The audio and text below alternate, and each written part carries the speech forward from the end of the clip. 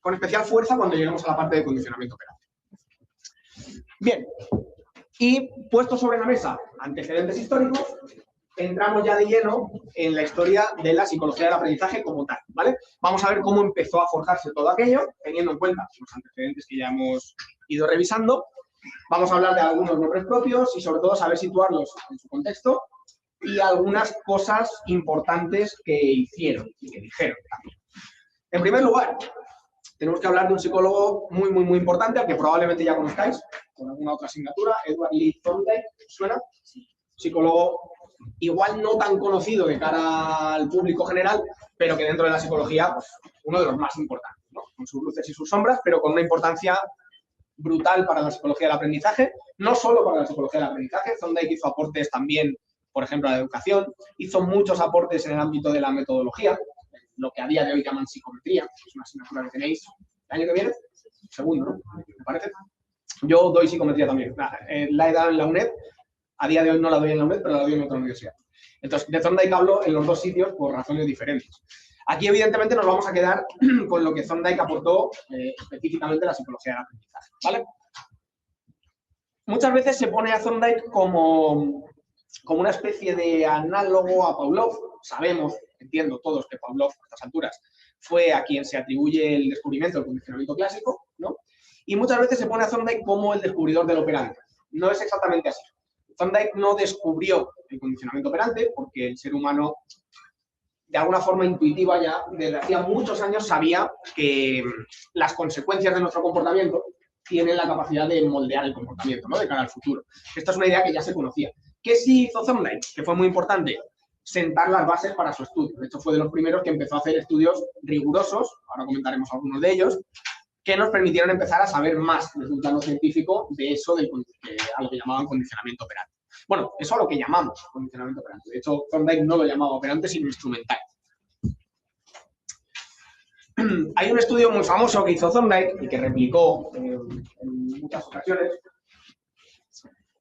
Lo hizo a finales del siglo XIX. Fijaos que más o menos al mismo tiempo que Pavlov estaba haciendo sus cosas en Rusia, Thorndike, norteamericano, estaba haciendo otro tipo de cosas, explorando otro tipo de aprendizaje, y en este caso utilizaba gatos, ¿vale? Thorndike trabajó con muchas especies de animales, trabajó, por ejemplo, mucho con ratas, fue uno de los primeros que empezó a hacer estudios con ratas en laberintos y este tipo de cosas.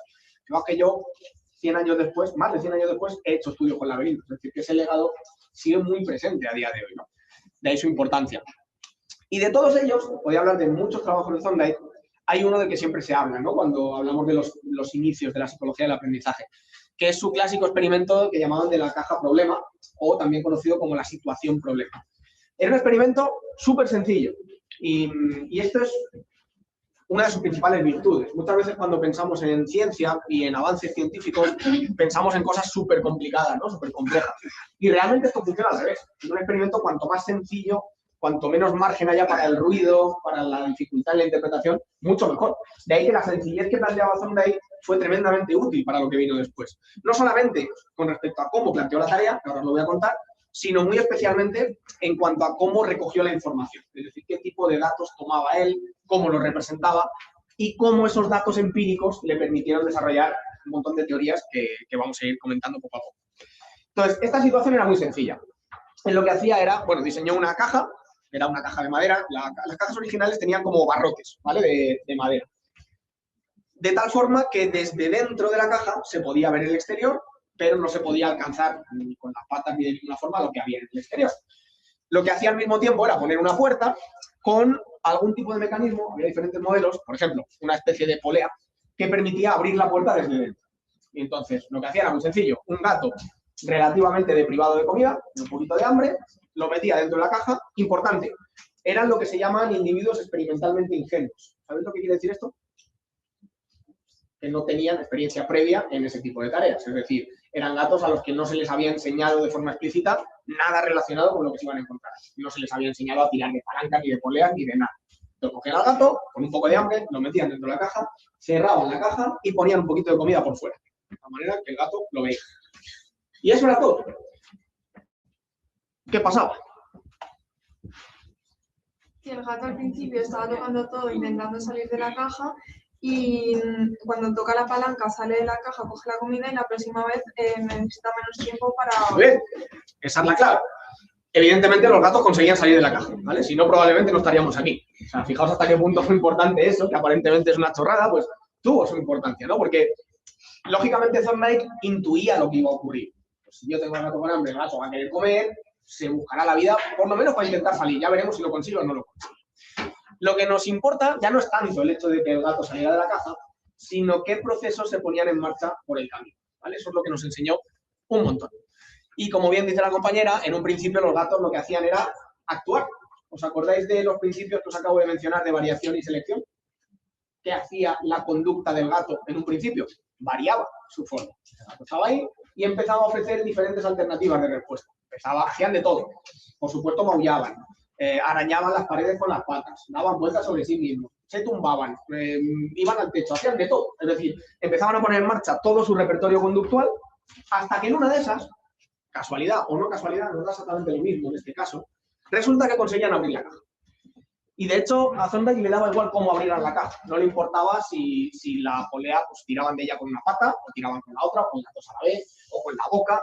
Le daba exactamente igual. El criterio era si consigue salir de la caja. Y ya veremos cómo lo consigue. Los gatos lo conseguían. Evidentemente salían de la caja. Al principio tardaban en promedio unos 5 minutos, ¿vale? Y lo que nos importa... Ay, no metí la gráfica. Bueno, la dibujo, aunque sea así un poco. Aquí estás. Lo que nos importa es, como os decía antes, cómo Thorndike empezaba a tomar los datos. Hay una variable que él recogía, que era lo que llamábamos su variable dependiente. ¿Sabemos lo que es una variable dependiente? ¿Alguien me la define? Sí, con sus palabras. Variable dependiente es el resultado, o sea, la variable independiente es lo que manipulamos nosotros. Bien. Entonces, la variable dependiente es el resultado.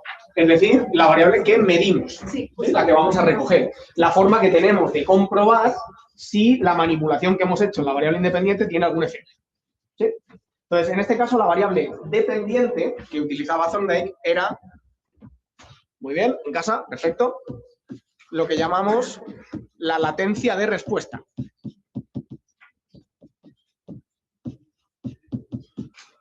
La latencia de la respuesta se define como el tiempo que transcurre desde que se presenta un estímulo hasta que aparece una respuesta concreta. En este caso, el estímulo que vamos a considerar es la situación en sí misma, es decir, situamos al gato dentro de la caja, cerramos la puerta y a partir de ahí ponemos a contar el tiempo. Ese tiempo que transcurre desde que ha empezado la situación hasta que el gato ha conseguido salir es lo que medimos como latencia, ¿no? Es lo que tarda la respuesta en aparecer. Como os decía, al principio la latencia estaba en el orden de los 300 segundos, es decir, unos 5 minutos en promedio. Lo que hacía Thorndike era graficar todo esto. En el eje horizontal iba representando el paso de las sesiones, ¿vale? Primera sesión, segunda sesión, tercera y así sucesivamente.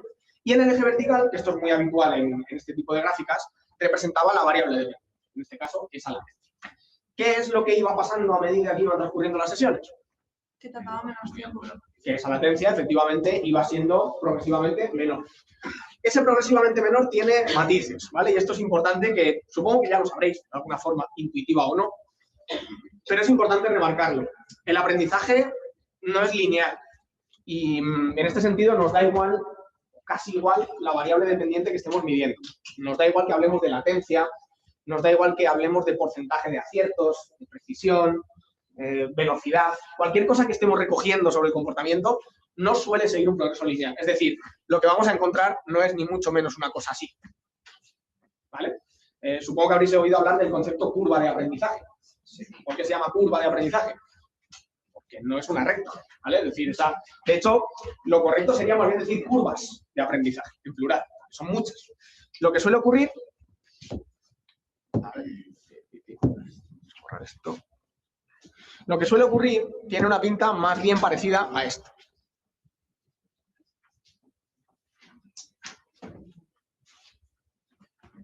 ¿Sí? Se suele parecer bastante más a eso que a una línea descendente de manera continua. Me he venido un poco arriba y no tenía mucho espacio.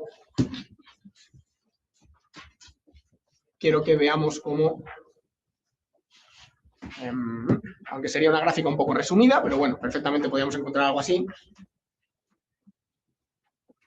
Aquí pasan muchas cosas importantes, ¿no? Al principio los gatos tardan mucho tiempo. Y al final, no solamente tardan poco, sino que llega un momento en el que puede haber excepciones, pero por lo general llegamos a un punto que llamaríamos asintótico. Es decir, esa gráfica llega ya al final, al suelo, digamos, y se mantiene constante. Tenemos gatos que en un principio tardan 5 minutos en salir y finalmente, con el paso de las sesiones, algunos llegan antes, otros llegan después, resulta que tardan 2-3 segundos, que es básicamente el tiempo que necesitan desde que se encierran hasta que consiguen abrir. O sea, que no podían tardar menos. Realmente, como os decía, nos da bastante igual la conducta que estemos analizando. Nos da bastante igual que salga o no salga. Y nos da bastante igual el tiempo que tarde. Lo que nos importa es qué está pasando por el camino. ¿Qué significa que los gatos tarden mucho al principio? ¿Por qué tardan mucho? Porque no pueden. O sea, suelen ser las típicas explicaciones que nos damos. Popularmente no saben, no entienden. Esas explicaciones no nos permiten comprender lo que está pasando ahí. En realidad la explicación es mucho más sencilla. ¿Por qué los gatos tardan mucho? Porque hacen muchas cosas. Están haciendo un montón de cosas diferentes. Entonces, si estoy haciendo muchas cosas diferentes, tardo en llegar a la solución. ¿Sí? En esa situación, mi repertorio no tiene seleccionada una respuesta o una clase de respuestas concreta para hacer frente a la situación. Estoy aprendiendo todavía. Entonces, ¿qué hago? Varío mi comportamiento. Varío, hasta que doy con la tecla. Claro, en ese proceso de variación, si lo que estoy haciendo son, mejor dicho, muchas cosas, tardo mucho en llegar a la solución. ¿Qué pasa con ese tiempo? Que se va reduciendo. ¿Y qué significa que se vaya reduciendo? En la misma línea que os acabo de contar. Que hacemos muy pocas cosas. Y esa es la diferencia básica, ¿no? Un gato que al principio en esa situación hace muchas cosas, termina siendo un gato que en esa situación hace solo una. Y siempre la misma. Y eso es lo que a nosotros nos permite concluir que ahí probablemente ha habido un proceso de aprendizaje, ¿no? Porque de las muchísimas cosas que hacía ese gato, digamos que ha habido un proceso en el que no solamente ha habido variación, sino que finalmente ha habido, ¿cuál era el otro concepto? Aprendizaje, pero en este caso, si lo ponemos en términos darwinianos, variación y selección. ¿Lo veis? De todas esas variaciones conductuales, en este caso, resulta que ha habido algunas de ellas que han quedado seleccionadas en detrimento de otras. Esos gatos, por lo que sea, han dejado de maullar y arañar las paredes. Ahora hacen otras cosas, ¿no? ¿Qué cosas? Pues aquellas que han resultado ser mucho más eficaces con respecto a las demandas del medio, es decir, las que les han permitido adaptarse o ajustar su comportamiento mejor ante esas circunstancias, ¿no? ¿Qué es lo que les está demandando ahí el ambiente? Entendido en un sentido amplio. Oye, estoy deprivado de comida, estoy motivado para hacer cosas a cambio de comida. La comida está ahí presente. Pues lo más adaptativo es disponer de un recurso que me permita salir cuanto antes, ¿no? Y esto es lo que probablemente ayuda a explicar por qué los gatos acaban bien al final. ¿Sí? Entonces, fijaos cómo a partir de un trabajo muy sencillo y tomando datos muy concretos y muy claramente delimitados, Thorndike empezó a sacar conclusiones, entre las cuales encontramos su archiconocida como ley del efecto. Esto Thorndike lo publica, si no recuerdo mal, en el año 1911, en un libro que, por cierto, recomiendo su lectura, que se llama Inteligencia Animal. Ahí publica los resultados de la mayoría de experimentos que formaron parte de su tesis doctoral. Es un trabajo muy antiguo, evidentemente, pero yo aquí sí quiero romper una lanza en favor de los textos clásicos, que muchas veces, ¿no?, cuando estamos en contextos científicos, a veces parece como que los subestimamos un poco, ¿no? Y se nos insta muchas veces a leer cosas publicadas en los últimos 5 años, porque lo anterior ya no vale. No es del todo cierto, ¿no? Es verdad que cuando estamos hablando de un ámbito de investigación muy específico, uno tiene que estar actualizado, porque es lo que se hace a día de hoy, lo que se sabe a día de hoy, pero eso no debería ir en contra de leer a los clásicos, porque ahí encontramos muchas cosas que nos dicen que son antiguas, pero que algunas de ellas no son tan antiguas, no siguen plenamente vigentes a día de hoy. Así que yo lo recomiendo mucho. Una de las grandes conclusiones a las que llega Thorndike, como digo, que la plasma en esta ley del efecto, es lo que tenéis ahí.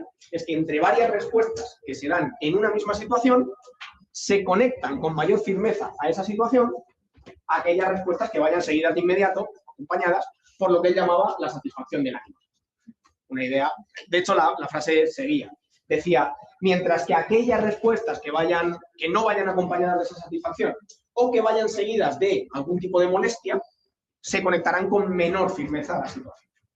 Estaba ya describiendo con otras palabras algunas de las cosas que ocurren en el tipo de aprendizaje al que hoy llamamos condicionamiento operante, ¿vale? Él lo hacía en otros términos. De hecho, una de las cosas que quiero ahora mostraros son precisamente las diferencias a nivel conceptual entre lo que decía Thorndike y lo que decían algunos autores posteriores, ¿no? Que hablaban sobre el mismo tema, pero en otros términos. ¿Tendrías alguna recomendación de lectura e investigación sobre aprendizaje específico de gatos felinos? Fíjate que a mí me encantan los gatos y sin embargo es una especie que desconozco bastante en comparación con otras. Trabajo con muchas, con gatos muy poco y no conozco ahora mismo, tendría que revisar, pero ahora así de memoria no recuerdo ninguna obra que se me venga a la cabeza en gatos específicamente. Yo, no obstante, si queréis saber sobre aprendizaje, yo siempre me iría a manuales básicos donde no se oriente lo que se explica a una especie concreta. Me da igual que sean gatos, perros, palomas o humanos. Yo me iría a manuales básicos que permitan entender lo que es el aprendizaje en sí mismo. Y una vez que tenemos claras las bases y los fundamentos de cómo aprendemos, entonces podemos empezar a orientar lecturas hacia especies que nos interesen más, ¿no? Por ejemplo, leer, en el caso de tu interés, que veo que te interesa la especie de especies felinas, irme a la etología del gato, ¿no? Leer mucho sobre etología. O sea, saber sobre aprendizaje es muy importante, pero si luego queremos entender cómo interactúa ese proceso con una especie concreta, tenemos que conocer a la especie concreta. Entonces, más que leer libros sobre aprendizaje en gatos, yo leería libros sobre aprendizaje y libros sobre gatos. Y eso te va a permitir seguramente combinar mucho mejor todo aquello. Bien, dos aspectos que a pesar de que no lo pueda parecer, resultan algo problemáticos en este planteamiento inicial de Thorndike. Recordamos que esto es un planteamiento inicial, ¿vale? Esta ley del efecto se le han dado muchas vueltas y ya veremos cómo está a día de hoy. Puede que pase desapercibido, pero fijaos que Thorndike decía que en una situación resulta que hay respuestas que se conectan. Fíjate que esto va muy en línea de lo que me has preguntado antes. El manual os habla de autores conexionistas. ¿Qué son los autores conexionistas? Entre los cuales se encuentra Thorndike, por cierto. Pues son autores que están interesados en ver precisamente eso, cómo una situación, el estímulo, se conecta de forma directa con una respuesta. Thorndike no fue un autor conductista, como muchos erróneamente creen, sino que fue un autor más de tipo conexionista. Probablemente, difícil saberlo, ¿no?, porque era de otra época, pero probablemente más cercano a tesis cognitivistas que conductistas por aquel entonces. Claro, ¿qué significa que una situación se conecte a una respuesta? Ponemos un enchufe. Es como una forma vaga de expresar lo que está ocurriendo ahí. Y quiero que prestéis atención porque esa expresión va a desaparecer en futuros enunciados de esa ley, ¿vale? Se va a ir sustituyendo por otras expresiones bastante más operativas. Y en segundo lugar, y para mí mucho más importante quizá, Thorndike hablaba de un elemento para él central en su planteamiento, que era esa satisfacción, esos estados de satisfacción que en este caso los animales estarían experimentando. Esto es profundamente problemático, por muchas razones. En primer lugar, sabemos que para que haya aprendizaje no tiene por qué haber estados de satisfacción. Esto puede ocurrir de forma simultánea o no. Muchas de las cosas que aprendemos no las aprendemos porque nos hagan sentir bien. Una posibilidad, no es ni mucho menos la única. Y en segundo lugar, que es para mí el más importante, Thorndike está considerando la satisfacción como un elemento, vamos a decir, requisito para poder determinar si hay aprendizaje o no hay aprendizaje. ¿Cómo puedo yo determinar si un gato está o no está satisfecho? Le preguntamos al gato cómo se siente. Plantea problemas, ¿no? Y cuidado, porque esto no va a denegar la satisfacción, no va a denegar estados emocionales. Nadie está negando que ese gato pueda experimentar estados de satisfacción, sea eso lo que sea. No es negarlo. Es, por un lado, cuestionar la naturaleza de lo que estamos hablando y, por otro lado, plantearnos si eso debería ser un criterio que yo siga para determinar si hay aprendizaje o no hay aprendizaje. Probablemente no sea la mejor idea. Y, de hecho, abordajes posteriores prescinden de ese tipo de expresiones, insisto, no porque no las consideren importantes o porque consideren que no existen, sino porque consideran que no son operativas y lo suficientemente claras como para poder entender lo que está pasando, ¿no? De cara a plasmarlo en una ley científica. ¿Es más poderoso en el aprendizaje la satisfacción o el terror? ¿Qué crees que te voy a responder? Dicen que la psicología es la ciencia del depende. Pues eso. Claro, depende, ¿no? Y no soy gallego, ni es un depende del todo válido. Es un depende de que es que depende. Es una pregunta demasiado amplia, ¿no? Depende del individuo, del contexto, depende de lo que esté llamando satisfacción y terror, que probablemente solamente en eso tenemos que hablar meses. En fin, complicado. ¿Todo claro hasta aquí? Dime. Satisfacción en este caso, o sea, los autores más adelante lo plantearon como motivación, es decir, que siempre que hay una motivación puede haber un aprendizaje o no, quiero decir, la motivación de, no sé, pues tengo que sacar el curso o la motivación de si trabajo más, fíjate, estar más contento. Más o menos. Fíjate que la motivación es un aspecto que se suele revelar como muy importante para el aprendizaje. Lo que pasa que la motivación no es una cosa que se tenga o no se tenga, sino que se presenta en mayor o en menor medida siempre. Entonces sabemos que la motivación importa para el aprendizaje, pero no se trata de estoy motivado o no estoy motivado, sino cómo el nivel concreto de motivación lo que hace es modular el aprendizaje, ¿no? Hace que el aprendizaje puede ir más rápido, puede ir más lento, ¿sí? Eso sí se ha abordado y a día de hoy se tiene mucho en cuenta. De hecho, es que Thorndike lo hacía, aunque no hablaba en términos motivacionales, explícitamente hablando, pero él hacía manipulaciones experimentales que iban encaminadas claramente a manipular la motivación del animal. Se dejaba sin comer, un tiempecito. Lo de privado de comida, esto es algo que a día de hoy en laboratorio se hace con ratas, con palomas, para manipular la motivación. Se reduce la cantidad de comida que se les da, ya os explicaré cuando llegue el momento los procedimientos concretos que se hacen, de tal manera que la paloma, la rata, está motivada con respecto a ese estímulo que pretendemos que funcione como un estímulo reforzado. Los padres con los hijos, pues a lo mejor ahí o le enseñas una palomita que no le gusta, pero ya sabes que se tiene que portar bien, entonces le das la palomita con premio, ¿sabes? La explicación ahí va por otro lado, no tanto motivacional, sí, pero nos queda para llegar a esto. Después, que no he leído el autor del autor, después ha quitado la comida para verificar si el gato salía a pesar de que era la comida como incentivo. No, pero eso es una manipulación que sí que se hace mucho en estudios posteriores. El cajar de esquí. Sí, de eso hablaremos un montón, porque ya verás que cuando hablemos de todos esos experimentos posteriores, os explicaré el concepto de fase de prueba, donde lo que se hace precisamente es eso, ¿no? Se elimina la comida, se elimina el estímulo para valorar el proceso de aprendizaje de una forma un poco más libre. Buena pregunta. Pensaba que habías... ¿Más preguntas? Pues veo manos por todos lados, no sé qué me pasa. A ver, habéis planteado aquí. Vale.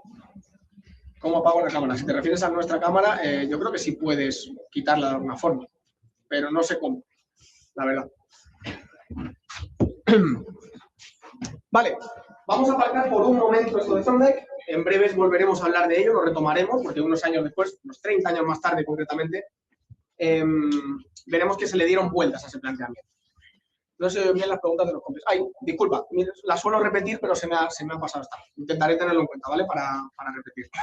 Me preguntaban, la última pregunta ha sido si Thorndike en algún momento quitaba la comida para valorar si los gatos salían en su ausencia. He dicho que generalmente no, pero que sí que es algo que a partir de ahí se empezó a hacer mucho en los experimentos, ¿vale?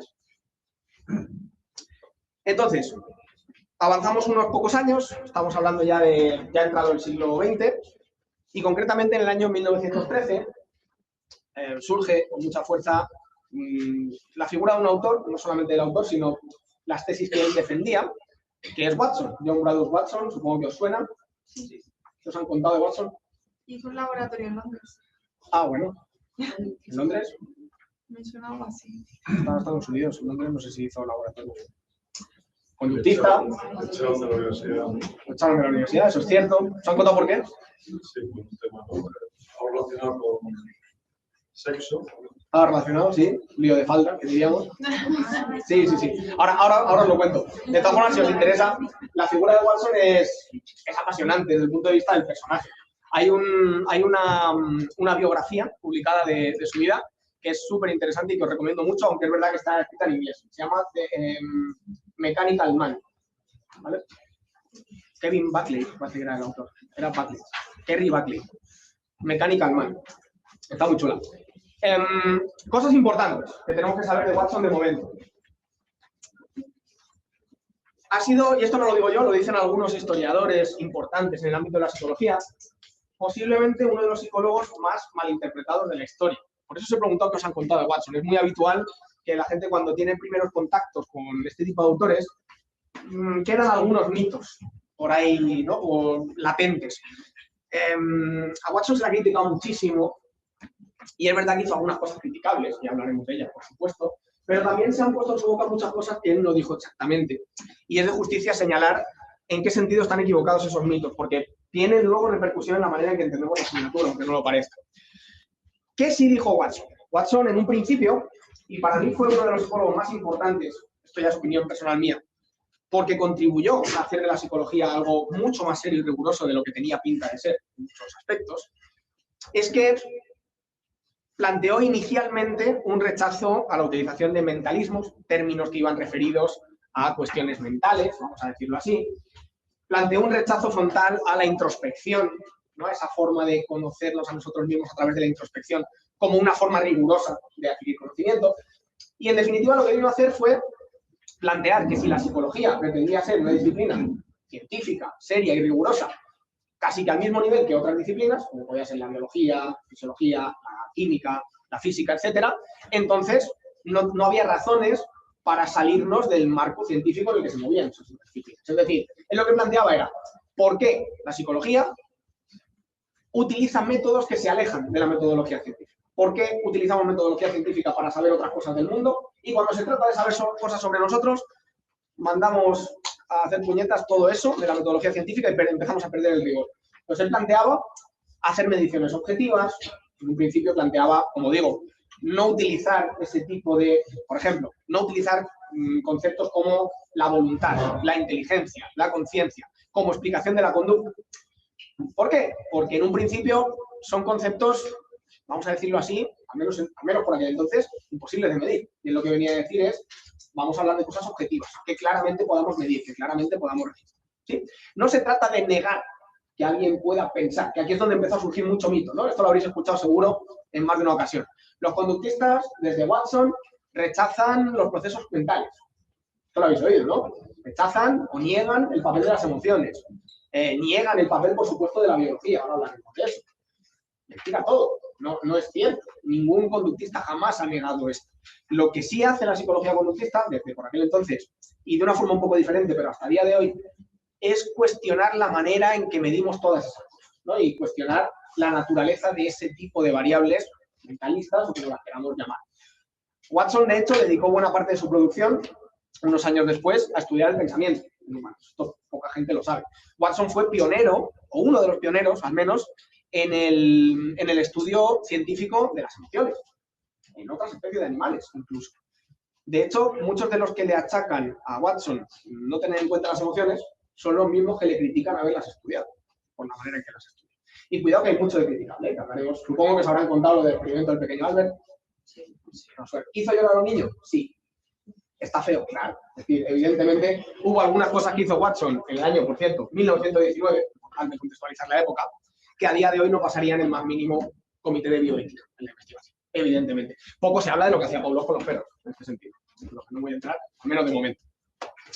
El caso es que ha sido, como digo, muy mal interpretado, y os voy a poner de ejemplo una frase que además sirve para enlazar con todo lo que viene ahora, porque quiero que desde el principio veáis la asignatura con unos ojos, vamos a decirlo así, no prejuiciosos. Muchas veces, con estas cosas que nos cuentan de antes, como que nos ponemos ya a la defensiva, y en absoluto. No sé si os han contado la famosa frase de Watson, la habéis visto en algún libro, o alguien os la ha mencionado, de dadme una docena de niños sanos. ¿Sí? Esta frase se ha puesto como ejemplo, además en manuales, publicados hace relativamente poco, como ejemplo de, mirad lo arrogantes que son los conductistas, Watson particularmente, mirad cómo rechazan la biología. ¿Qué decía esta frase? ¿Alguien se acuerda? Que podía convertir a una persona en abogado, médico... Muy bien. decía, muy bien, decía, dadme una docena de niños sanos, con independencia de su procedencia, de todo, ¿no? Como diciendo, independientemente de dónde vengan esos niños, dadme esa docena de niños que estén sanos, que yo tenga control sobre su ambiente, no decía por estas palabras, pero esto es lo que lo parafraseo. Y os aseguro que yo podré hacer de ellos lo que me propongo. Podré hacer que sean abogados, podré hacer que sean médicos, incluso delincuentes. Terminaba la frase diciendo, e incluso delincuentes. Claro, hay quien dice, mirad lo que decían los conductistas, ¿no? Solo importa el ambiente. Somos tabula rasa, da igual de dónde vengamos. No es cierto.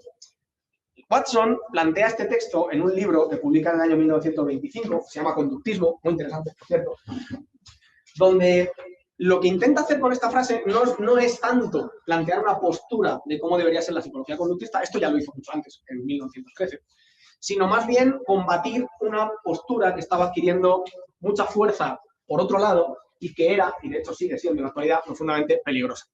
No sé si habéis oído hablar de... no grabo la clase. No sé si habéis oído hablar de la frenología.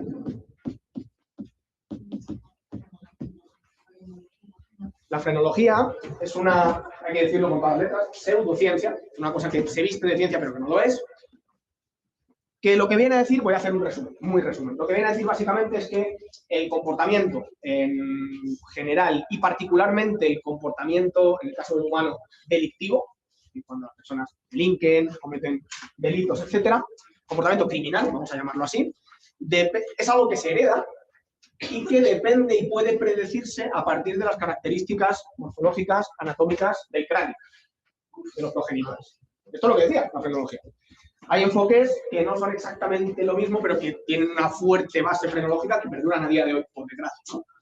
Son, sí, básicamente.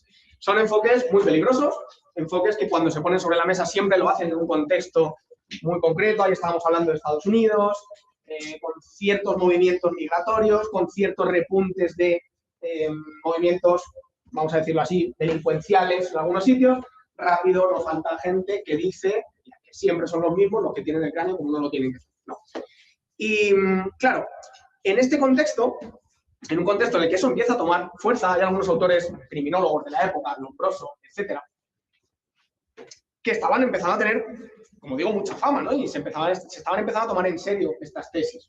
Y en ese contexto es cuando Watson dice, oigan, esta gente está diciendo barbaridades, puestos a decir exageraciones, vamos a irnos a cosas que tienen algo de apoyo en la evidencia, ¿no? Como, por ejemplo, que el comportamiento, independientemente de si la persona es blanca, es negra o venga de donde quiera venir, el comportamiento está sujeto a un contexto, ¿no? A un ambiente. Y sabemos, porque la psicología nos está empezando a dar algunas herramientas, que conociendo y teniendo cierto control sobre este ambiente, podemos moldear, hasta cierto punto al menos, el comportamiento. Entonces, Watson, justamente en el párrafo siguiente a decir esta frase, dice algo que, por lo que sea, los manuales que la ponen de ejemplo de arrogancia omiten. No sabemos si por el conocimiento o por qué. Pero justo después de ese párrafo dice, sé que estoy yendo más allá de donde los hechos me permiten, sé que estoy exagerando, pero lo mismo llevan haciendo Lombroso y tantos otros hablando de la frenología durante muchos años y nadie les dice nada. Es decir, Watson con esta frase lo que está haciendo es exagerar de alguna forma para decir, oigan, vamos a trabajar en las cosas en las que se puede trabajar, ¿no? Sabemos que el ambiente es importante, sabemos que hay una parte de la psicología que está apuntando en esa dirección y vamos a darle fuerza, ¿no? Eso es lo que venía a decir. En ningún caso Watson defendía de una manera estricta la existencia de una tabula rasa ni nada por el estilo, ¿no? Y todo este tipo de cosas que se han empezado a decir a partir de ese momento.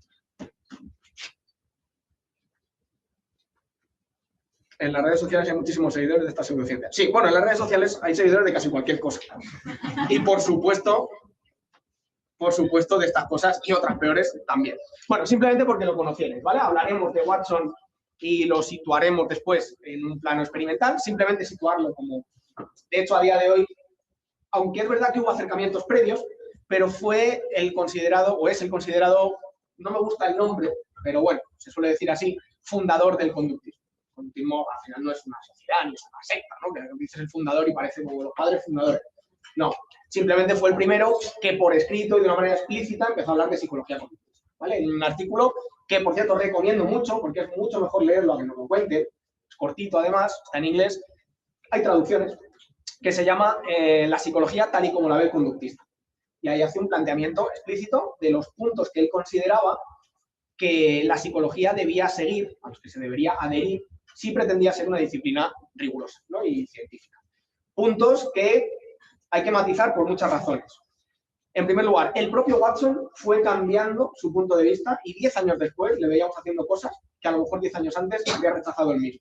Esto no se suele contar y esto es importante. Siempre que nos hablen de un autor, para bien o para mal, situémoslos en un contexto y analicemos su evolución. Con Skinner pasa muchísimo, ¿no? Habréis oído críticas a Skinner, hay muchas cosas criticables de la obra de Skinner. Pero Skinner empieza su obra en el año 35, más o menos, cuando publica su tesis doctoral, y se muere en el año 1990. Unos días antes de morir, da una conferencia en la sede de la APA. O sea, estuvo activo casi 60 años, donde fue variando muchísimo su postura en muchos aspectos y hablando de cosas muy, muy, muy diferentes, ¿no? Esto, siempre que se hable de algún autor, es importante contextualizar bien la crítica que se hace.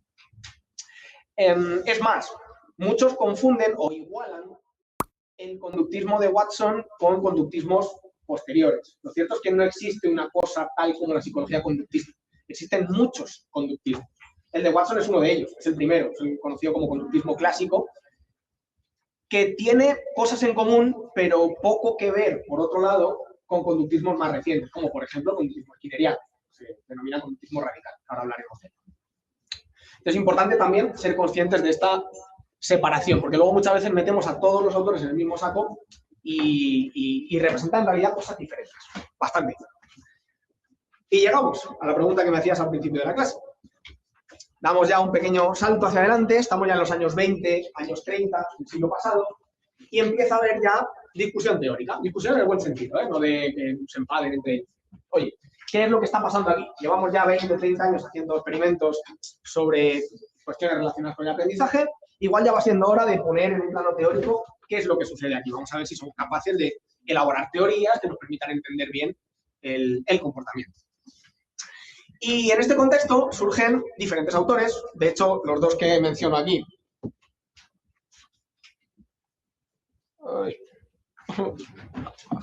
Ponerlo aquí, molestamente. Los dos que menciono aquí son Hull y Tolman, muy conocidos como muy representantes de lo que estamos hablando. Fueron dos de los teóricos seguramente más importantes de la historia. Particularmente Hull, a mí, no por lo que decía aquí, pero sí por el legado que dejó en la psicología del aprendizaje, me gusta especialmente y lo recomiendo mucho leerlo. Hull hablaba muchísimo de motivación, lo hemos mencionado antes, más adelante, ya en los años 50 por ahí. Y eran representantes cada uno de ellos de esos dos tipos de teorías que ya hemos mencionado, ¿no? Hull era un psicólogo, al menos inicialmente, estímulo-respuesta. Él defendía o proponía que lo que se aprendía en situaciones experimentales de aprendizaje era que un estímulo iba directamente conectado a una respuesta. ¿Qué tipo de mecanismos proponía él para que el aprendizaje en estos términos tuviera lugar? Él hablaba sobre todo de lo que se conoce como la reducción del drive. Esto, ¿habéis dado ya motivación? Lo habéis dado antes, ¿no? En el cuatrimestre pasado. No sé si os han hablado de esto en algún momento. El tema del drive es como algo muy trillado, ¿no? Históricamente. Hull era de los que más hablaba de esto. Lo que decía es que como organismo que somos tenemos ciertas necesidades. Cuando esas necesidades aprietan, para que nos entendamos, experimentamos un impulso para cubrirlas, ¿no? Para satisfacerlas. Ese impulso es a lo que él llamaba el drive. El drive es como ese impulso que nos lleva a hacer las cosas. Bueno, concepto teórico. Entonces, según Hull, en la medida en que lo que hacemos contribuye a reducir ese drive, porque nos sacia con respecto a esa necesidad, entonces nos permite aprender.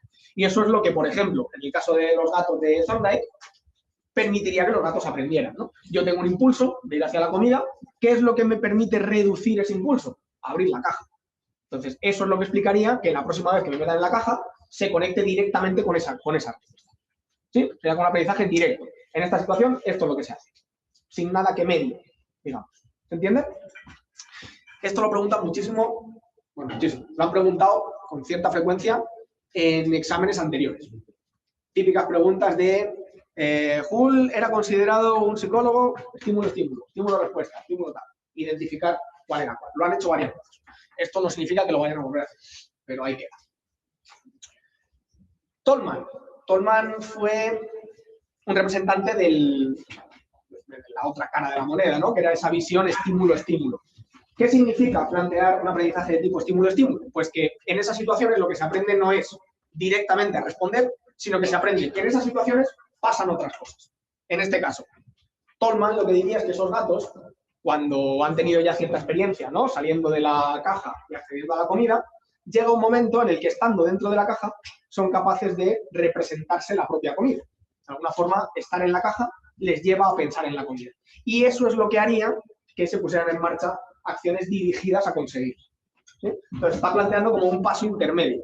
Llego a la situación, eso me evoca el otro estímulo que yo podría conseguir en esta situación, y esa imagen es la que hace que yo vaya por él. ¿Sí? Plantea un paso más. Tolman fue muy conocido, por ejemplo, bueno, fue de los primeros que empezó en este ámbito a hablar de eventos internos, como por ejemplo el concepto de expectativas, como estamos en una situación y las expectativas que nosotros tenemos en esa situación son las que de alguna forma regulan lo que hacemos. Si yo tengo expectativa de que aquí me van a dar de comer, pues me pongo a hacer todas esas cosas que probablemente me permitan acceder a la comida. Tolman hizo muchos estudios también de ratas en laberintos, fue de los primeros que empezó a plantear el concepto de mapa mental, de esquema mental, ¿no?, de cómo las ratas son capaces de hacerse su esquema, por así decirlo, ¿no?, de los recorridos del laberinto y cómo eso les permite aprender, etcétera, etcétera. Bueno, simplemente porque lo situemos. Hull es el de la izquierda y Tolman el de la derecha. Vale, bueno. Sí. ¿La expectativa no funcionaría como incentivo? No tanto, porque la expectativa no es un estímulo que satisfaga una necesidad en el momento en el que se consigue. Yo puedo tener expectativa de comida y eso no reduce mi impulso, al revés, lo que hace es que probablemente lo activa. Pero es un incentivo. El incentivo sería la comida. Claro, el incentivo siempre viene después, es decir, es lo que hace que lo que has hecho previamente después se repite. Eso. Y finalmente Skinner. Skinner, esto no lo digo yo, lo dice la propia APA, ¿sabéis lo que es la APA, no? Sí, el organismo más importante seguramente a nivel internacional dentro de la psicología. Fue considerado el psicólogo más importante e influyente del siglo pasado. Y lo cierto es que algunas de las cosas que decía Skinner uno puede estar más o menos de acuerdo. De hecho, incluso quienes estamos bastante de acuerdo con buena parte de lo que decía Skinner, también somos capaces de identificar puntos débiles, ¿no?, y críticas que se pueden y se deben hacer a sus planteamientos. Pero es verdad que al margen de todo eso, un psicólogo tremendamente relevante por muchas razones. Tuvo, digamos, mucha presencia en tres ámbitos y no es tan habitual que un psicólogo lo haga. Por un lado, desde el punto de vista filosófico, hizo mucho planteamiento filosófico, conceptual, etcétera. Le dio muchas vueltas a lo que entendíamos por psicología, a lo que entendemos por conducta. Tuvo muchísima importancia, y yo diría que esta quizás es el mayor punto fuerte de Skinner, a nivel experimental. De hecho, las cajas de Skinner, se llaman cajas de Skinner por algo, son cajas, y las ideó Skinner. Fue él quien directamente las diseñó. Skinner trabajó con muchas especies, sobre todo ratas y palomas. ¿Sabéis por qué trabajamos con estas especies en laboratorio? Porque tiene estructuras similares al humano en comparación de otros animales Genético. Porque se reproducen. Hay una parte cierta en lo que dices, son muy parecidos a nosotros evolutivamente, pero no más que otros animales. Es decir, están al mismo nivel que muchos otros animales y sin embargo esos otros no se han usado tanto. Entonces, ¿qué es lo que hace que esto sí? Por facilidad, una vaca. Muy bien, la facilidad en la manipulación es uno de ellos, uno de esos factores. Evidentemente, pues un león tiene mucho que ver con nosotros. Mete todo un león en una caja de Skinner, ¿no? De hecho, hemos dicho facilidad en la manipulación porque son pequeños. Manipular a la paloma no es tan fácil. La rata sí, la rata normalmente con la que se trabaja en laboratorio, bueno, salvo alguna excepción donde se trabaja con cepas distintas, modificadas genéticamente, la rata, digamos, estándar de laboratorio, que es la que tenéis aquí. De hecho, la que sale en la portada del libro, en una rata se llamaba Sevillano, y Sevillano 15, de hecho. Esa rata yo la conocí, estaba en los laboratorios de la UNED. Son ratas Wistar, que se llama, una cepa de rata que se ha seleccionado específicamente para hacer estudios por su docilidad. Se ha seleccionado esa docilidad, son animales con los que puedes interactuar muy fácilmente, no se te revuelven, bueno, a ver, se pueden llegar a revolver, yo he visto ratas de 1 kilo y pico colgando de dedos de compañía, y cuidado, poca broma que te tiene que dar puntos después. A mí nunca me ha mordido una rata. Las ratas son, como digo, si se saben manejar suelen ser bastante dóciles y es muy fácil manipularlas. La paloma no tanto. Palomas me han atacado 500 millones de veces. También es verdad que he trabajado mucho más con palomas que con ratas y tenía más papeletas, ¿no? Pero la paloma, digamos que es un ave que al final llega a aceptar que existas y que compartas espacio y te tolera, pero nunca va a estar del todo contenta por tenerte tan cerca, ¿no? La rata es diferente. La rata al final es un mamífero, la rata tiene ese motor social mucho más desarrollado, desarrolla conductas de juego, es otra historia. Pero bueno, a lo que íbamos. Animales fácilmente manipulables. Más. ¿Se reproducen más? ¿Se puede tener más generaciones? Se reproducen con mucha facilidad. Es cierto que eso es una razón, aunque también es verdad que lo encontraríamos en otros animales. No es tan específico solo de ellas. Hay una que tiene que ver con su potencialidad de plaga. No es que sean plagas en sí mismos, pero son especies que tienen potencialidad de plaga. Entonces, sobre estas especies conviene llevar un control más estricto. Evidentemente no vamos a trabajar con un animal que esté en peligro de extinción. Así tenemos que tirar de ellos con un número importante de ejemplares. Con los años participan un montón, hablo de millones de animales en laboratorio. Pues evidentemente interesa, ¿no?, ejercer control sobre una especie que de por sí puede dar problemas relacionados con las plagas. Y en tercer lugar, y apenas cuesta mantenerlas. Eso es lo que la gente cree. Es bastante más caro de lo que solemos pensar, aunque eso no tiene tanto que ver con que sean ratas o palomas, sino que tiene que ver con la normativa. En los últimos años está muy regulado. Uno no puede hacer, por suerte, lo que le dé la gana con estos animales. Una regulación muy fuerte que, entre otras cosas, exige un montón de controles veterinarios, de pruebas de mantenimiento, que valen mucho dinero. Especialmente cuando hablamos de palomas. Ahí ya no sé por qué, pero las pruebas que se le hacen a las palomas son mucho más caras, eso sí lo sé. Y finalmente, como digo, el tercer punto, que para mí es el más importante, tiene que ver, junto con los dos anteriores, con la sencillez de sus respuestas, o al menos de algunas respuestas que estos animales emiten, ante estímulos naturales, vamos a decir así, como por ejemplo la comida. ¿Qué hace una paloma en presencia de comida? Si le echáis un trocito de comida a una paloma, ¿qué hace? Picotea. Es una conducta que es súper sencilla. Sencilla quiero decir a nivel visual, ¿no? Muy fácil de aislar, muy fácil de registrar, y eso la hace idónea para trabajar con ese tipo de estimulación, ¿no? Que de nuevo es una estimulación muy fácil de implementar. Otra, hacer estudios con comida, que la inmensa mayoría es lo que utilizan. En el caso de las ratas, ¿qué hace la rata? ¿Qué hace una rata si le pones un trozo de comida? Puede olisquear, pero tiene un reflejo mucho más relacionado ya con el consumo, que es, nadie lo sabe, ¿habéis tenido algún hámster o habéis visto un hámster? Hace lo mismo, el manoseo, que llamamos, ¿sí? Estos animales lo que hacen es, con la patita, cogen la comida y hacen así como un manoseo muy rápido, antes de llevarse a la boca, ¿no? Entonces, esa conducta relacionada con la manipulación con las manos hace que también sea luego muy fácil aislar respuestas que podamos medir. ¿De qué manera pensó Skinner que se podía aprovechar todo esto con un aparato más o menos sencillo? Pues aquí tenéis ejemplos, no se ve muy bien, pero bueno, conceptualmente creo que sí. Ejemplos de lo que sería una caja de Skinner adaptada para roedores, en la izquierda, y una caja de Skinner adaptada para aves, en este caso para palomas. Se han utilizado tórtolas alguna vez, casi siempre palomas. Empiezo por las ratas.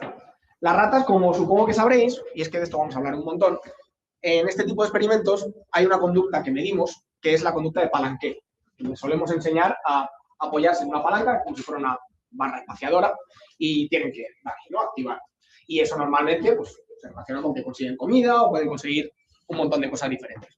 Suelen ser cajas muy sencillas. En el caso de las ratas, suelen tener, aquí tenéis, veis que hay como agujeritos, esos son bombillas, ¿vale? Tienen una bombilla por lo que suele ser la luz general de la caja, que está en el centro, que ilumina más el espacio, y luego tienen una bombilla a cada lado, debajo de las cuales hay dos palancas. Es decir, normalmente se encuentran un panel frontal en el que tienen una palanca en la izquierda, otra en la derecha, cada una con una luz encima, y en el medio, abajo, tiene un comedero.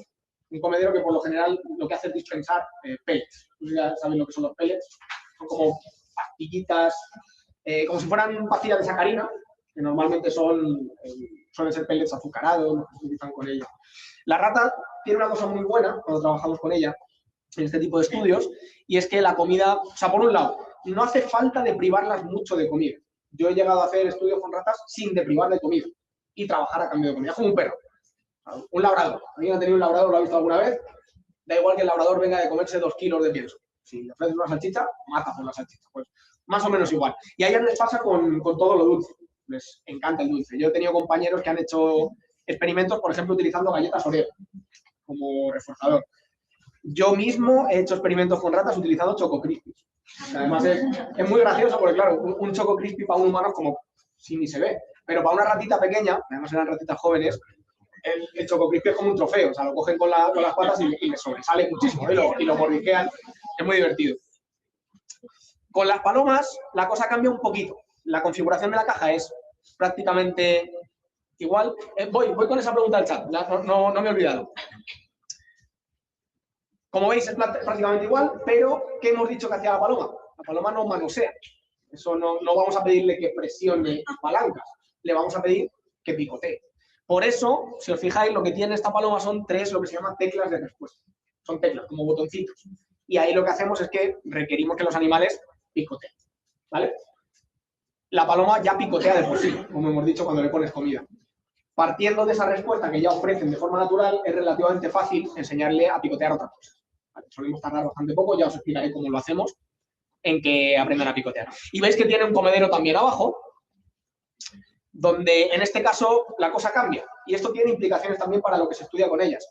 Fijaos que en las ratas hablamos de pellets individuales. Yo puedo, por ejemplo, decidir si voy a suministrar un pellet o 5, porque caen de forma individual, los que yo quiera. En el caso de la paloma es diferente, porque aquí no utilizamos pellets, utilizamos el típico grano para aves. Y aquí lo que hacemos es que metemos una tolva que bascula, ¿no? Y lo que hace es salir, cuando nosotros decidimos, ¡pum!, acceso a la comida. Entonces, por un agujerito, empiezan a coger con el pico la comida. Claro, yo no puedo controlar si una paloma coge un trozo o coge 16. De hecho, las hay más hábiles, que hacen pum, pum, pum, pum, pum, y se comen medio kilo, y las hay que tardan mucho en coger una.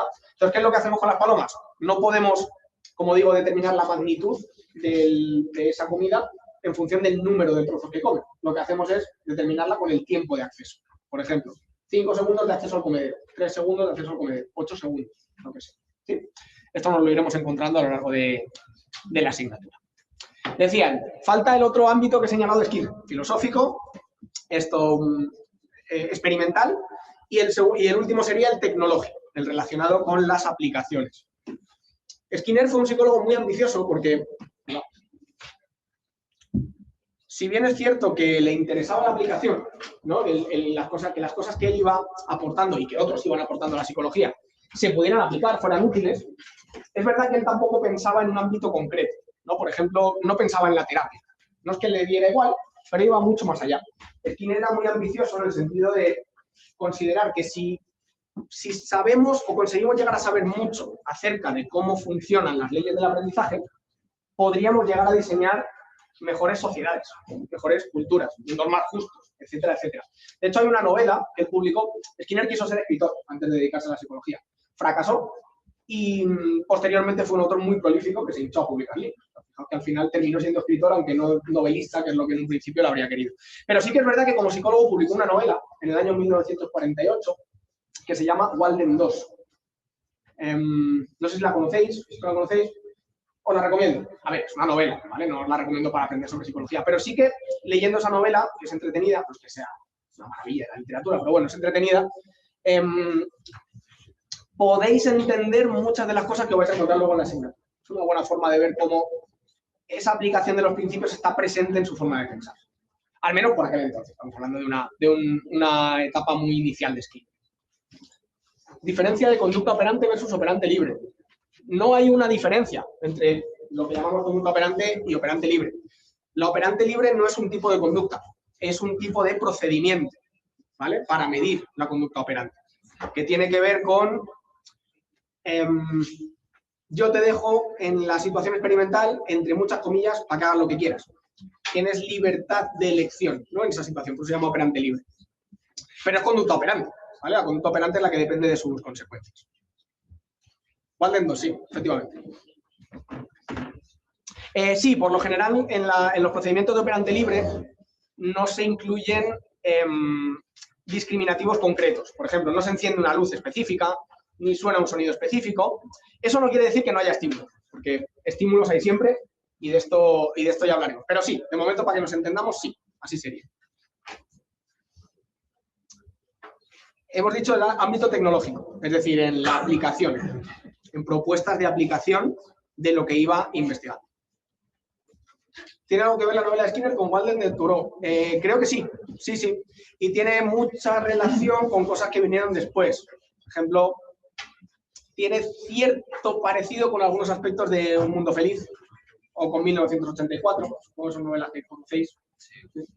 Orwell, Aldous Huxley. Sí, la de Thoreau fue anterior. Sí, fue anterior. Sí, pero el nombre está inspirado en Walden. Sí. El estímulo del operante libre podría ser la comida. No, es más bien la situación. Es decir, el hecho de que tú estés dentro, imagínate que eres una paloma y estás dentro de una caja de Skinner. Es que eso ya es un estímulo. Muchas veces decimos, no, como no se ha encendido ninguna luz, no hay ningún estímulo. Parece poco estímulo estar dentro de una caja de Skinner. O sea, es una situación como muy concreta, ¿no? Y muy específica. Entonces, por eso decimos que estímulo hay siempre. Otra cosa es que no suele ser, o sea, que no se ajuste a lo que pensamos cuando pensamos en un estímulo, ¿no? Es como una cosa concreta que aparece, una luz, un sonido, un tal. Bueno, estímulo en realidad es cualquier cosa que estimula. No hay señales, sí hay señales. Lo que pasa es que no son señales que el investigador haya puesto de forma explícita, ¿no? Dirigidas a eso. Pero sí las hay, vaya, sí las hay. Vale, de hecho, por ejemplo, cuando llegue la 1, ¿qué va a pasar? Ya se acaba. ¿Alguien tiene que decirme, ¿se acabó la clase? No, probablemente vosotros cuando empecéis a mirar el reloj, a lo mejor empecéis a recoger cosas. Y nadie os ha dicho que se acaba la clase. ¿No hay señal? Claro que hay señal. Lo que no hay es una señal explícita que yo haya introducido. Pero hay elementos en el ambiente que os están diciendo que la clase se ha acabado. Entonces, siempre hay estímulos. No existe mundo sin estímulos. No existe conducta sin estímulos. Imposible. ¿Vale? No se puede dar en el vacío. Sí, podría llamarlo situación estimular. La comida sí es un estímulo. Yo no he dicho que no lo sea. Lo que he dicho es que en los procedimientos de operante libre, la comida no es el estímulo antecedente. Es decir, no es un estímulo que esté presente de tal manera que el animal empieza a hacer cosas cuando ve la comida. De hecho, no es así. La comida aparece después. ¿Sí? O sea, la paloma no es que empiece a hacer cosas porque tiene la comida ahí. Empieza a hacer cosas porque si las hace, viene la comida luego. ¿Me explico? Por eso decimos que no es un estímulo. Claro que lo es, pero ya veremos cómo lo llamamos dentro de 3 temas aproximadamente. Vale, más cosas. Retomamos lo que os comenté de Skinner, de Thorndike. ¿Os acordáis que dije vamos a meterlo entre paréntesis? Lo sacamos de nuevo. Thorndike decía que entre varias respuestas que se dan en una misma situación, se conectarán a ella con mayor firmeza las que vayan seguidas de inmediato por la satisfacción del animal. Y ahí, si os acordáis, señalamos 2 elementos potencialmente problemáticos. Conexión, no estaba muy claro de qué manera se conecta una situación a una respuesta, y satisfacción, ¿no? Cómo usamos nosotros un elemento tan, si se quiere ver así, abstracto, como criterio para determinar que el aprendizaje está teniendo lugar. Complicado, ¿no? ¿Cómo medimos eso? Entonces, Skinner lo que hizo, por aquel entonces, fue hablar de lo que algunos llaman ley del refuerzo, otros llamamos ley del reforzamiento, y otros llaman la ley empírica del efecto. Pero esto lo puede preguntar el equipo docente, ¿eh? Una cosa es la ley del efecto, la que planteó originalmente Thorndike, otra cosa es la ley empírica del efecto, que es lo que plantea Skinner, que en realidad va dirigido al mismo tipo de situaciones, a aplicar lo mismo, pero como veis lo hace en otros términos que vamos a ver ahora. ¿Vale? ¿La ley empírica del refuerzo o del...? Ley empírica del efecto, también conocida como ley del reforzamiento. Eso del refuerzo lo pongo con un asterisco, de hecho, no sé si lo tengo aquí. No lo tengo aquí, pero en el tema 4 sí lo tengo. Bueno, ya hablaremos de eso. Entonces, ¿qué decía Skinner? Pues que toda conducta, cuando es reforzada, aumenta su probabilidad de emisión en el futuro, en situaciones similares, mientras que dicha probabilidad disminuye, o bien cuando la conducta no es reforzada, o bien cuando incluso es castigada.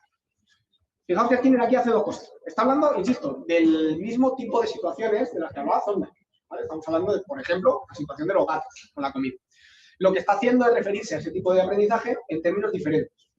Veis que, por un lado, Skinner no habla de respuestas que se conectan con situaciones. Ningún conductista jamás ha dicho esto, a pesar de que muchas veces se atribuye a la psicología conductista ese enfoque automático, ¿no? De estímulo-respuesta. No es cierto. Ningún conductista fue un psicólogo estímulo-respuesta. Esto es algo propio del conexionismo, no del conductismo, ¿vale? Entonces Skinner quita de un plumazo cualquier alusión a esa conexión. Y fijaos que habla en términos que para mí son fundamentales, probabilísticos. Ya no hablamos de una situación que se conecta a una respuesta, sino de situaciones en las que las respuestas se dan con mayor o menor probabilidad. Esto es un concepto clave, probablemente en ciencia en general, en psicología en particular y sobre todo si hablamos de condicionamiento operante, ¿vale? Ya veréis que de aquí a muy poco vamos a estar hablando de probabilidad todo el rato, con mucha probabilidad. Y además, Skinner deja de hablar en términos de satisfacción o estados de satisfacción, necesidades, etc. Y en su lugar introduce terminología técnica, como es básicamente reforzar y castigar. Que son dos términos aparentemente muy simples y terriblemente maltratados. No se suelen manejar con precisión. Uno de los objetivos de esta asignatura es que aprendamos a hacerlo, ¿vale? Parecen sencillos, pero la gente se hace muchos líos con todo esto. No es que sea difícil, pero tiene más complejidad de lo que la gente suele pensar. La gente suele erróneamente, hablo en general, ahora quién no, evidentemente, pero yo sí me lo he encontrado con mucha frecuencia, gente que tiende a subestimar todo esto porque parece como muy simple. Ese condicionamiento operante es una cosa muy sencillita, eso es una cosa de ratas palomas, es cosa del pasado, ¿no? Cosa histórica.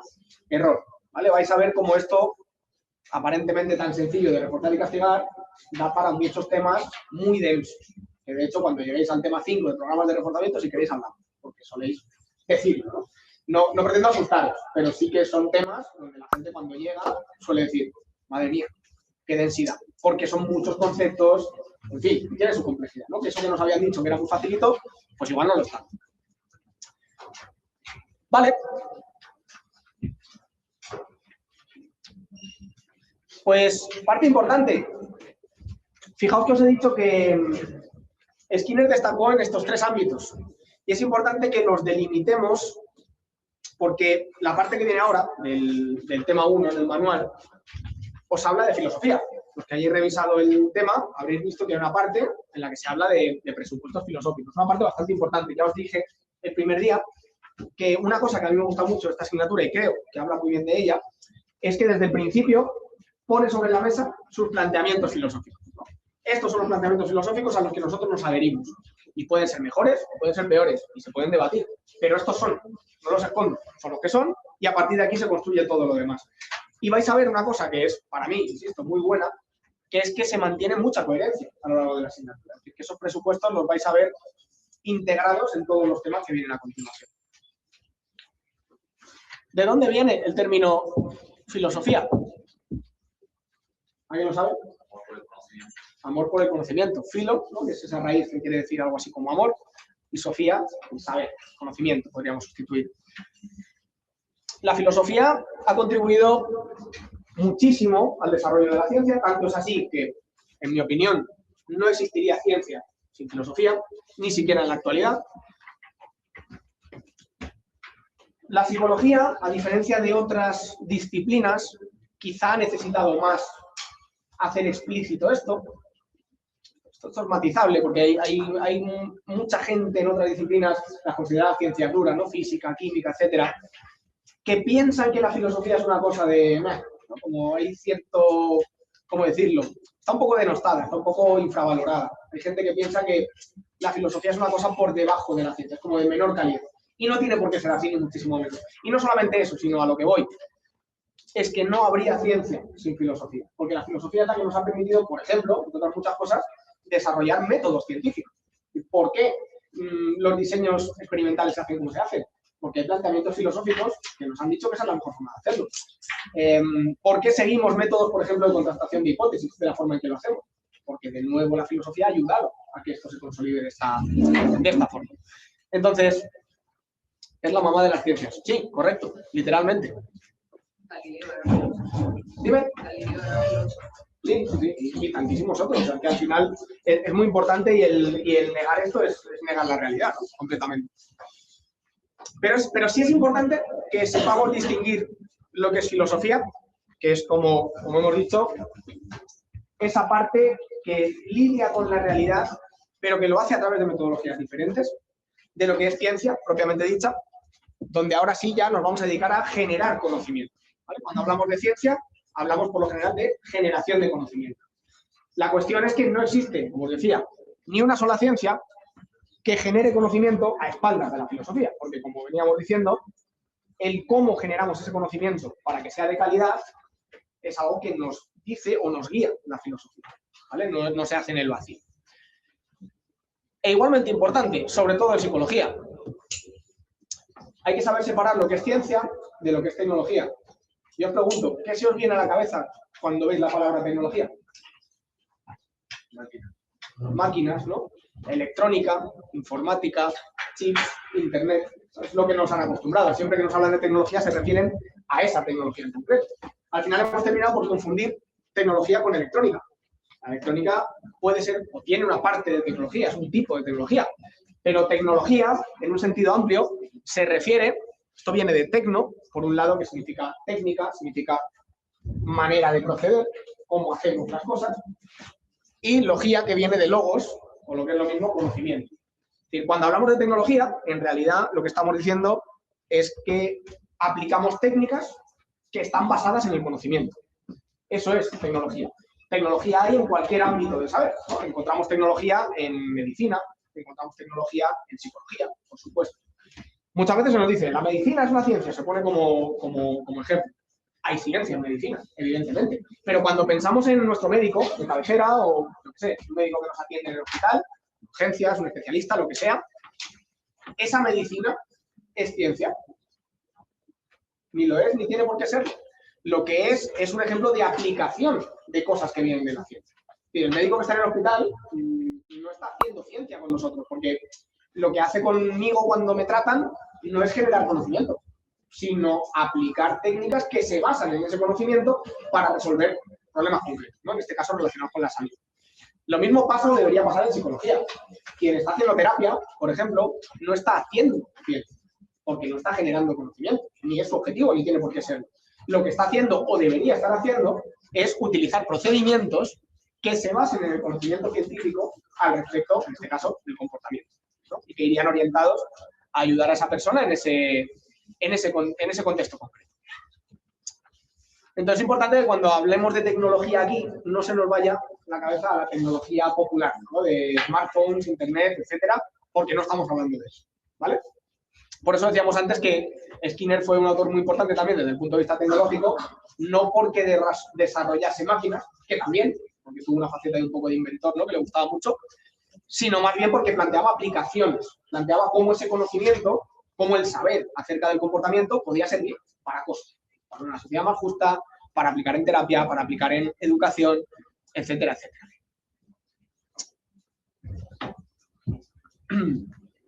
Bien, el manual os habla de 3 principios filosóficos generales que se utilizan en ciencia. Os habla, por un lado, del principio ontológico de realidad, del principio... Están dados la vuelta, no sé por qué. Vale, el segundo, este es el primero, este es el segundo y este es el tercero. En realidad da un poco, ¿vale? Pero sí me gusta explicarlos en ese orden. En primer lugar, principio ontológico de realidad. En segundo lugar, el principio de inteligibilidad. Y en tercer lugar, el conocido como principio de legalidad. ¿Qué significa esto? Una cosa en realidad muy sencilla. Que todas las ciencias, y por tanto todos los científicos, lo sepan o no lo sepan, sean más conscientes, menos conscientes, lo verbalicen o no, en el momento en que hacen ciencia, asumen estas 3 cosas. ¿Y qué son estas 3 cosas, estos 3 axiomas? Pues el primero de ellos, principio ontológico de realidad. Esto lo que postula es que existe una realidad. Hay una realidad que existe. Una idea tan sencilla como esa. Si yo soy científico y me pongo a investigar algo, doy por hecho que existe ese algo. ¿Sí? No puedo no considerarlo. Es decir, si yo no considero que haya una realidad, ¿para qué me voy a molestar yo en investigarla? En saber cosas acerca de ello. ¿Lo veis? Cualquier persona que hace ciencia asume principios filosóficos, aunque no lo sepa. En segundo lugar, principio de inteligibilidad, que a lo que se refiere es a que esa realidad que ya hemos dicho que asumimos que existe, también asumimos que se puede conocer. ¿Vale? Inteligible significa que se puede entender. Por eso cuando decimos que adoptamos una tesis, un principio de inteligibilidad, lo que estamos diciendo es que asumimos que las cosas que existen, que son reales, se pueden llegar a conocer. Y de nuevo esto es algo que estamos haciendo ciencia de una manera o de otra, asumimos, ¿no? Lo sepamos o no. Me remito al punto anterior. Si yo no considero que las cosas que no sé puedo conocerlas, no me molesto en intentar conocerlas. ¿Para qué hacemos investigación? Para saber cosas que asumimos que están por ahí, pero que todavía no conocemos. Y que gracias a la investigación llegaremos a conocer. ¿Se entiende? Y tercer punto, y probablemente el más importante, sobre todo de cara a esta asignatura, lo que llamamos el principio de legalidad. Es que no solamente asumimos que hay una realidad y que podemos llegar a conocerla, sino que también asumimos que lo que sucede al respecto de esa realidad está sometido a leyes. Es decir, todas esas cosas que yo puedo conocer acerca de cómo funciona el mundo, podríamos o deberíamos poder en última instancia resumir su funcionamiento en leyes. Es decir, podemos extraer leyes generales que rijan la forma en que esa realidad funciona. ¿Se entiende esto? Esto es un enfoque que siempre vamos a seguir en ciencia. Las cosas no asumimos que pasan porque sí. Nosotros nos dedicamos a observar fenómenos de forma sistemática y el interés último siempre es relacionar esos fenómenos. Por eso os decía, a mí no me importa tanto que el gato salga o no salga de la caja. Lo que quiero saber es qué tipo de condiciones se tienen que dar para que lo hagas, ¿no? Bajo qué circunstancias esto ocurre, porque así es como podemos extraer leyes que nos permiten saber, en este caso, cómo funciona el aprendizaje. De hecho, el condicionamiento operante sabemos muy bien cómo funciona porque hemos sido capaces de extraer las leyes que rigen su funcionamiento. ¿Vale? ¿Se entiende esto? Siempre que hacemos ciencia asumimos estas tres cosas. ¿Vale? Y es muy importante que lo sepamos. Es más, el libro os habla también de tres principios, además de los ya mencionados, que son como principios generales, que serían como principios un poco más específicos, con sus matices, ahora comentaré, que en un principio también asumen todas las ciencias. Lo que planteó inicialmente, bueno, no inicialmente, bueno, lo que planteó inicialmente Skinner, con su psicología conductista, que ya os digo es diferente del conductismo de Watson, era que la psicología debería aplicar estos tres principios igual que lo aplican otras ciencias. ¿Qué son estos tres principios? Monismo, materialismo, determinismo. ¿Los habéis oído alguna vez? ¿Suenan algunos de ellos? Lo que planteaba Skinner en un principio. Oye, en otras ciencias, la que sea, asumen una posición monista acerca del funcionamiento del mundo. ¿Qué es el monismo? Digamos, una postura que considera que en el mundo existe una única sustancia. Se puede entender bien si vemos su opuesto, que sería el dualismo. ¿Os acordáis de cuando hablamos del dualismo cartesiano, alma y cuerpo, dos cosas que coexisten, ¿no? Son sustancias diferentes. Bueno, las ciencias por lo general pues no asumen que existan otro tipo de sustancias más allá de lo que conocemos, ¿no? Que es la materia, en realidad. ¿Tiene estos matices? Por supuesto. De hecho, a día de hoy se asumen tesis pluralistas, en fin, es bastante más complejo, pero remitiéndome a lo que dice el manual, bueno, tenemos, al menos por aquel entonces, dos posibilidades. Un enfoque dualista acerca del comportamiento, una especie de alma, mente o lo que sea, que no sabemos muy bien cómo funciona, y que afecta al cuerpo, o aceptar una tesis monista. Lo que tenemos es un cuerpo con toda su complejidad, por supuesto, y que podemos conocer, porque pertenece al mundo de lo que podemos conocer. ¿Vale? Segundo punto, materialismo. Esa sustancia que existe en el mundo es material. Y por tanto podemos conocerla. Está sujeta a las leyes materiales, las leyes naturales en este caso. Y en último lugar, un punto que ha sido, y seguramente seguirá siendo, bastante conflictivo, tal vez porque no se ha explicado bien, que queda un poco a medias, es lo que llamaríamos el determinismo. Cuando decimos que adoptamos una postura determinista, lo único que estamos diciendo en realidad es que las cosas que suceden en el universo de alguna forma están sujetas a causas, ¿no? Una serie de causas y efectos. Esto no implica, al menos necesariamente, asumir una noción ingenua de causalidad, ¿no? De A lleva a B. Sabemos que la causalidad es un concepto complejo, sabemos que de hecho en el caso del comportamiento, en la psicología, siempre que hablamos de comportamiento hablamos de algo multicausado. El comportamiento siempre obedece a múltiples causas que interactúan y que dan lugar a esos fenómenos. Pero a lo que vamos es a que las cosas que pasan en el universo están sujetas a razones que propician que pasen. ¿Estamos de acuerdo en esto? Es que si no asumimos esto, de nuevo, ¿qué sentido tiene que yo dedique recursos, dinero, tiempo, de todo, esfuerzo, a saber precisamente de qué dependen las cosas? Que eso es lo que hacemos en investigación, ¿no? A mí me interesa saber de qué depende el comportamiento, no sé a vosotros. De hecho, probablemente sea una de las principales razones por las que estáis aquí. Me interesa saber bajo qué condiciones la gente hace lo que hace, la gente piensa lo que piensa, la gente siente lo que siente, ¿no? De qué es función todo ese comportamiento tan complejo. Claro, si asumimos que el comportamiento no está determinado, sino que es completamente caótico y que no hay forma de conocerlo, estamos perdiendo el tiempo, ¿no? ¿Para qué vamos a formar gente en cómo funciona el comportamiento si no se puede saber? Pues allá cada uno, nos apañamos y aquí partidos por gloria. Evidentemente no. Si adoptamos un enfoque científico, esta es una de las cosas que deberíamos hacer. ¿Sí? Entonces, inicialmente, el cognitismo de Skinner lo que pone sobre la mesa es esto. Si otras ciencias plantean un enfoque monista, materialista y determinista, ¿por qué nosotros vamos a plantear cosas diferentes? ¿Por qué vamos a aceptar dualismo cuando no se acepta ninguna otra ciencia? ¿Por qué vamos a aceptar... Ay, no lo tengo aquí desarrollado.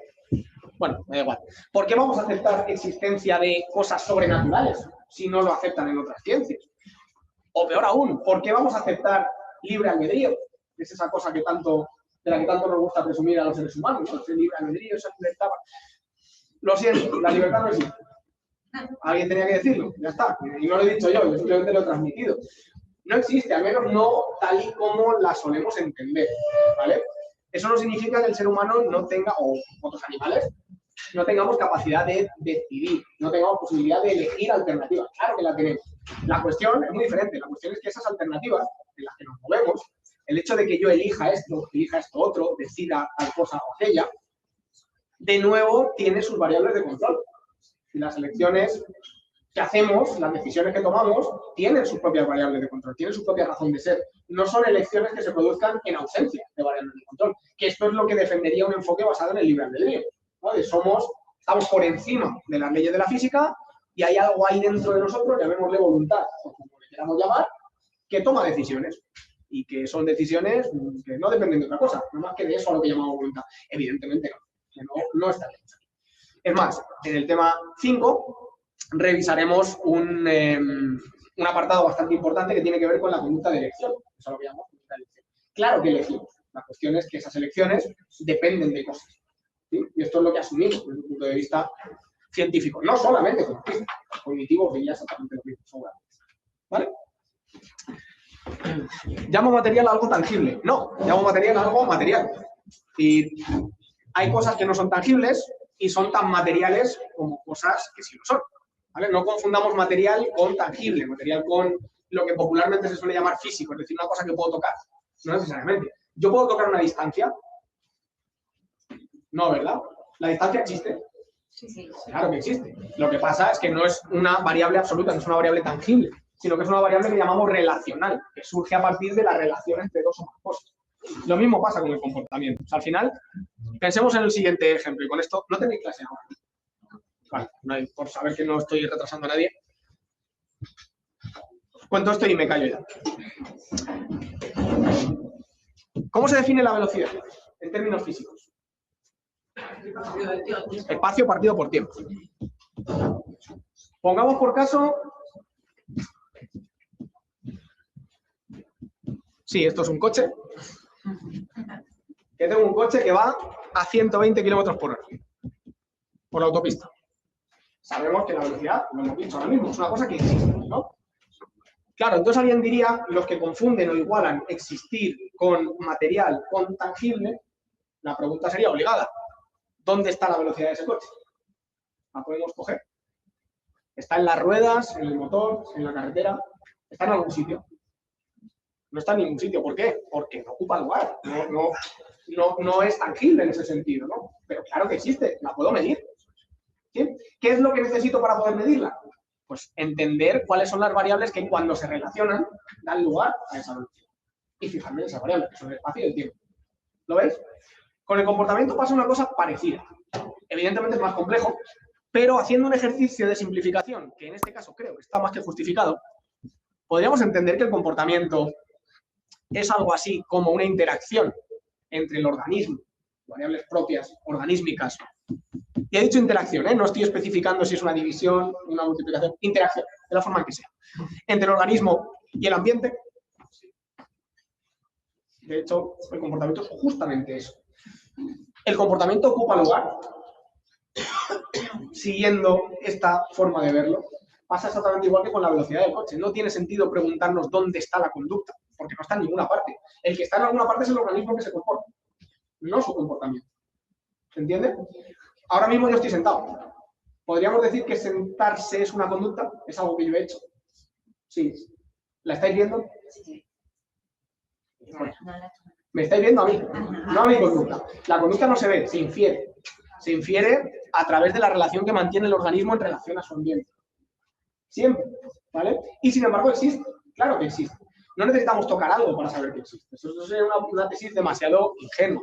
Lo que estamos diciendo es que todo lo que da lugar a eso, a lo que llamamos conducta, todo lo que da lugar a lo que llamamos velocidad o a lo que llamamos distancia, son cosas materiales.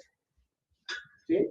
No hay espíritus que hagan que un coche vaya a 120 por hora, son cosas materiales las que permiten que eso pase. ¿Me explico? De la misma forma, son cosas materiales las que están involucradas cuando un organismo se comporta. ¿Sí? Y eso es lo que estamos diciendo. Observable, eso da para varias tutorías. Depende en qué momento histórico lo preguntes. Por ejemplo, Watson hablaba de conducta observable, de cómo lo importante era la conducta observable. De hecho, a día de hoy sigue haciéndose un poco esa distinción. Hay quien habla de conducta observable, conducta manifiesta, ¿no? Para referirse a todo aquello que un tercer observador puede ver. Pero lo cierto es que ese ver no es del todo correcto. Yo más que observar, hablaría de inferir o hablaría de acceder. Observable como tal, claro, desde una perspectiva conductista, sí. Si le preguntas, por ejemplo, a un psicólogo cognitivo, probablemente te diga que no. Ya que ellos lo entienden como un proceso cognitivo. Vale, no está mal, no se trata de ver quién tiene razón, se trata de plantear formas diferentes de analizar una misma cosa, someterlo a estudio científico y ver de qué manera nos ayuda a entenderlo. ¿Sí? Entonces, igual que hay algunas tesis científicas, como por ejemplo la psicología cognitiva, que considera que pensamiento no es un nombre técnico, pero bueno, para que nos entendamos, que pensar es un proceso cognitivo, hay otras que consideran que pensar es conducta en sí mismo, como por ejemplo un abordaje skinneriano de la psicología. Hay quien dice que Skinner rechazaba todas estas cosas. De hecho, es completamente al contrario. El conductismo de Skinner se llamaba y se llama conductismo radical, no por lo que mucha gente piensa, seguramente es porque piensa mucha gente, seguramente que se llama radical el conductismo radical.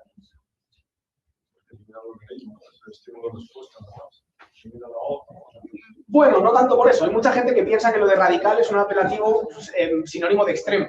Como radical, fíjate qué conductista soy, mucho, soy hincha del conductismo. No, o sea, Skinner puso el término radical porque es un término que viene de raíz.